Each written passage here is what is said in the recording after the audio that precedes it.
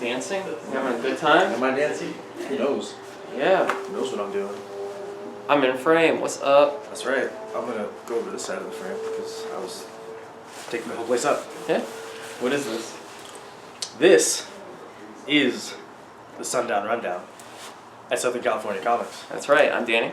I'm Rob. And this is our last show of the year 2015. 2015, you know? Yes. 2015. Obviously, we'll be back next week with a bold new look. Probably. Yeah, bold. But comics came out this week. We're going to talk about them, as well as some of our personal selections for best of the year. Imagine the best of the year just came out of my hands. Yes, the best that we could also find in the store. That. Yeah. So, let's run through some of the notable releases of the week. Oh yes, It's, please, candidly for me. We would call this period between Christmas and New Year's the taint of the year. So nobody really put out much. Yeah. A couple of things trickled out. Particularly Drax #2, written by wrestler / one-day UFC fighter CM Punk. Someday. Yes. And Cullen Bunn. Yes, and co-written by Cullen Bunn, drawn by Scott Hepburn. Scott. No relation to Audrey Hepburn, one assumes. But this comic kind of surprised me in issue 1. Yeah. I figured it'd be fun. Wasn't expecting a whole lot, but solid read. Solid read. Fun, funny. Had everything. Yeah. I like CM Punk in theory. Yes. I like Drax in theory. Yep. They work. Not in theory, in real life. IRL, as people say. Yes. On the internet.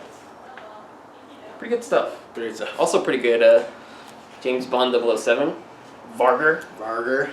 Number 3 is out of this. Warren Ellis writes James Bond the way you would hope. It is a pretty good marriage of what you expect from a Warren Ellis comic and what you would expect from a James Bond. Well, which is what really amused me, because if it was just Warren Ellis writing a good James Bond story, I would be disappointed. Mm-hmm. But it's definitively his wheelhouse. Mm-hmm. I dig it. I like it.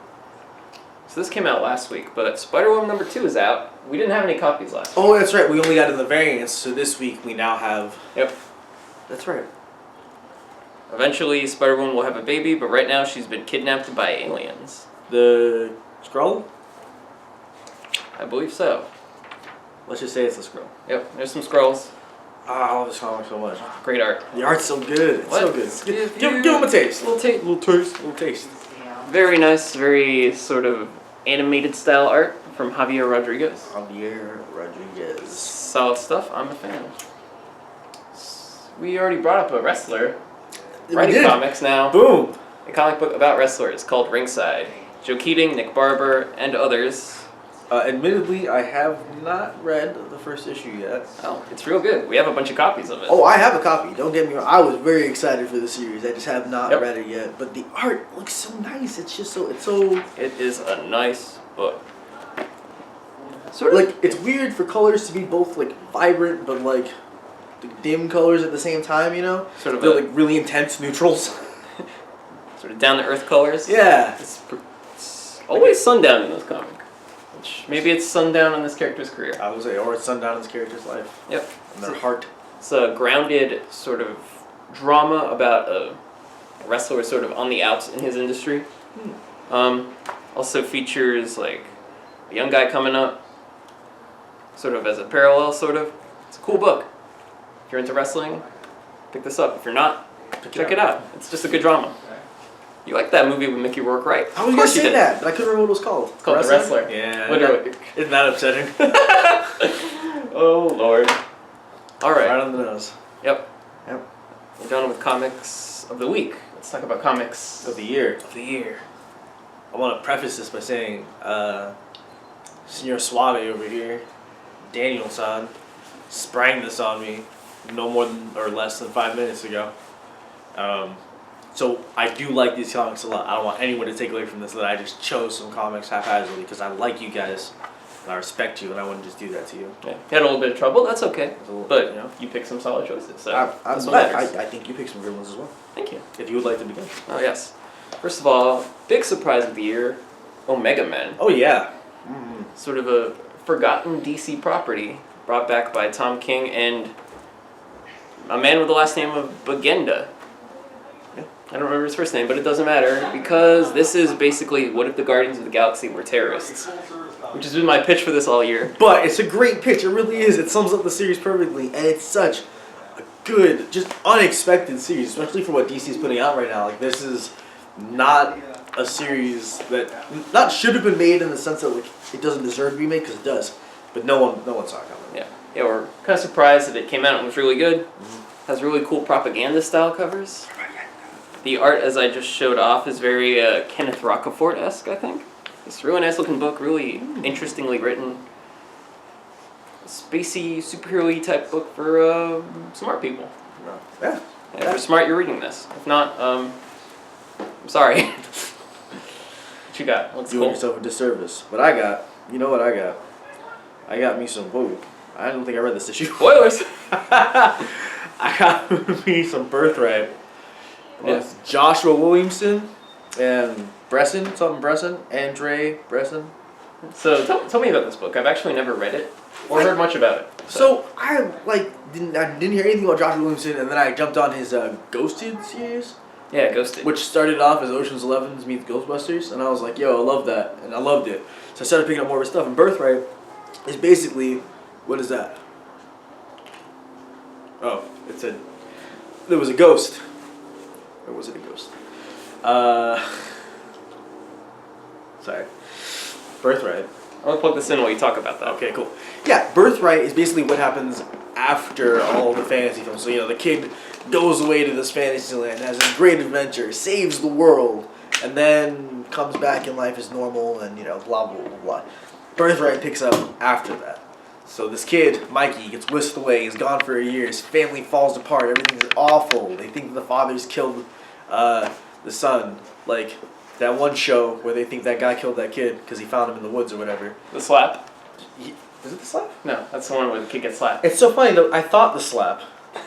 Anyways, and then Bingo Bango, this old dude looking like Mikey grown up, shows up and is like, "Yo, I'm actually Mikey. I've been in another world for all this time. And now I'm back to protect this world from evil, but not all is as it seems." It totally threw me for a loop. I was expecting none of what came in this series. It's like fantasy and heartfelt drama and I don't know. It's really well written and just does not do what you expect, which is what I loved about it. Cool. I like to be taken for twists that don't feel forced. Another book that defies expectations. I love is Defying Expectations. Casanova. The best non-Marvel series by Matt Fraction, I believe, in my opinion. This is issue 4 of volume 4, Acedia, which a bit of a tough read because, it's volume 4 of a series that has been going on since 2006. Sure. Yeah, but this is a really cool issue. One of my favorites of the year. Sort of jumps around in the life of this character, who is kind of a spy, secret agent kind of thing. Does some horrible stuff. You get to see his traumatic childhood. Dang, what's this?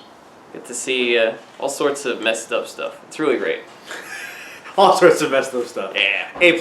Big family fun. Yeah. It's typically a super science fiction-y spy book, but this one has been about LA death cults, and Casanova's had amnesia the whole time, so he has no idea that he is a spy from another dimension. Yo. It's wacky. I love it. Man, I still have your Casanovas, right? I have to read them. I don't know. Did we just talk about you giving me your Casanovas?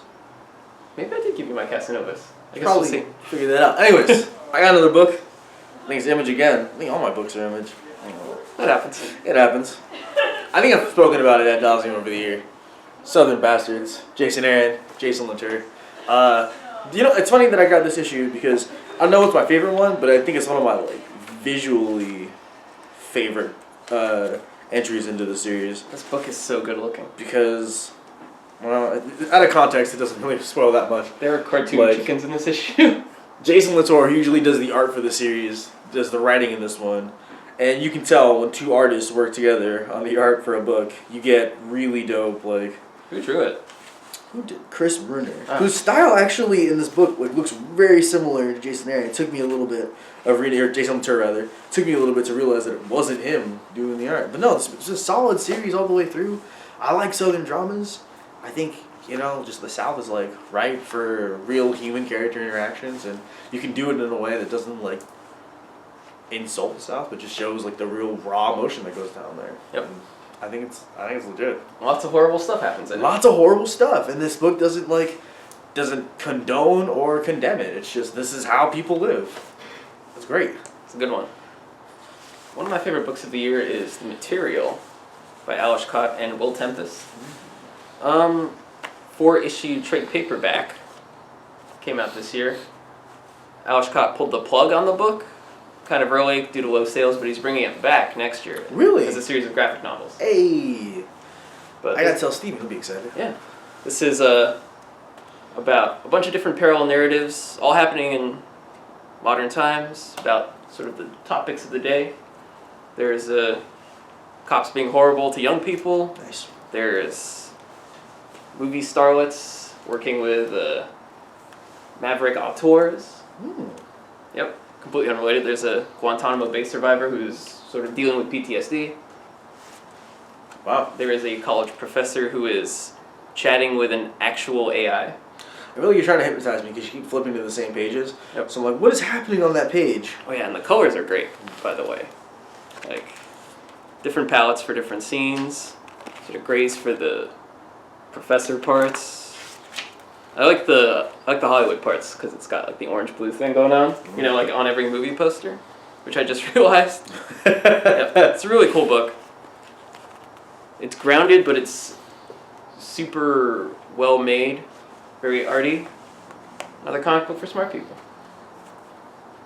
I like how yours were like comic books for smart people. Mine were like human emotions and people interacting and twists. The layman over here of the comic book reading world. I'm gonna follow that up with Headlopper. Yes. Couldn't have. I wish we planned that so we could like pat ourselves on the Right. Sometimes fate is kind to us, though.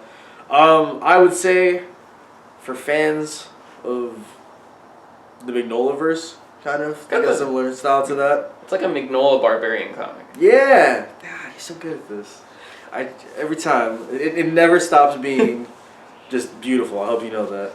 Like this comic never stops being beautiful. Show it off. It's just so good. Like I don't know. I love Barbarian comics. They just occupy this part of my heart that I didn't know existed until I started reading them, and I was like, yo, like it's just it's sharp writing.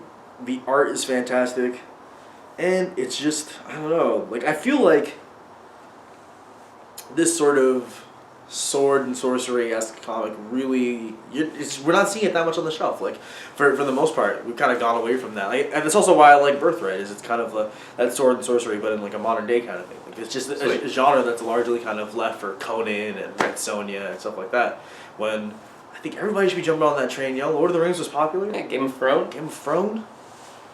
Good stuff. Yeah, tight, solid. And the cool thing about Headlopper is that each issue is $8, comes out every quarter. And $6.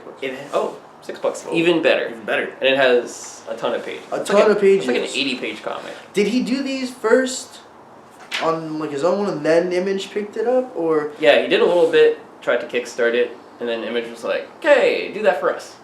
So he's doing it for them. And he's doing it for you. Jim curses you with ancient forest magic. Magic, steel is stronger. And he kicks a dwarf or a leprechaun into like the forest. It's amazing. It's amazing. Man, he lops so many heads in this comic. No, it's all about lopping. It lives up to it. You know what? And that's what I respect.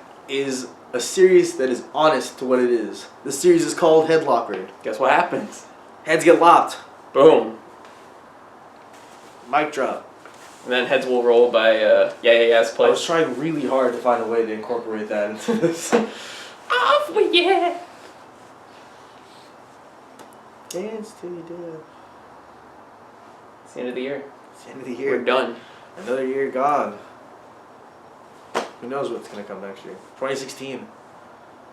It's so far off. I can't even see what's going on. It's really time to reflect on your life. Yeah. What you've done with it or haven't done with it. Well, thank you for sticking with us all year. We appreciate it. Was this the year you jumped aboard? This is the year I jumped aboard. Well, it's been a pleasure. Oh. I'll see you next year. I'll see you next year. And I'll see you next year. Stay cool, California. I'm gonna say that from now on. No, I'm not gonna say that from now. It's pretty lame. I'm gonna say it this time. Go ahead. Stay cool, California. Whoa, it just makes me feel bad. Stay south. But only a part of California. Just stay southern. SoCal. Ugh. Yeah, shower. And read some comics. Yeah.